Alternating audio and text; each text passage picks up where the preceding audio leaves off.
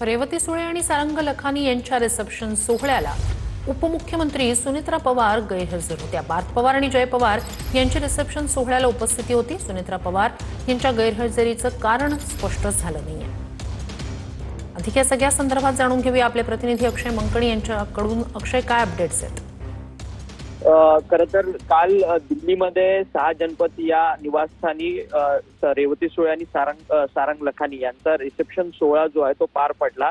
या संपूर्ण कार्यक्रमाला संपूर्ण पवार कुटुंबीय हजर होतं, परंतु या रिसेप्शन मध्ये उपमुख्यमंत्री सुनेत्रा पवार यांची गैरहजेरी जी आहे ती पाहायला मिळालेली होती। परंतु उपमुख्यमंत्री सुनेत्रा पवार यांचे दोन्ही पुत्र अर्थात पार्थ पवार आणि जय पवार हे दोन्ही जण जे आहेत ते रिसेप्शनच्या सोहळ्याला जे आहे ते उपस्थिती होती। काल या संपूर्ण रिसेप्शन सोहळ्याला देशभरातील दिग्गज नेते मंडळी जे आहेत ते उपस्थित असलेलं आपल्याला पाहायला मिळालेलं होतं। परंतु पवार कुटुंबियातली महत्वाची व्यक्ती असलेल्या सुनेत्रा पवार यांची मात्र या संपूर्ण रिसेप्शन सोहळ्याला गैरहजेरी होती। परंतु या सगळ्याचं कारण जे आहे ते अद्याप अस्पष्ट आहे। नक्कीच।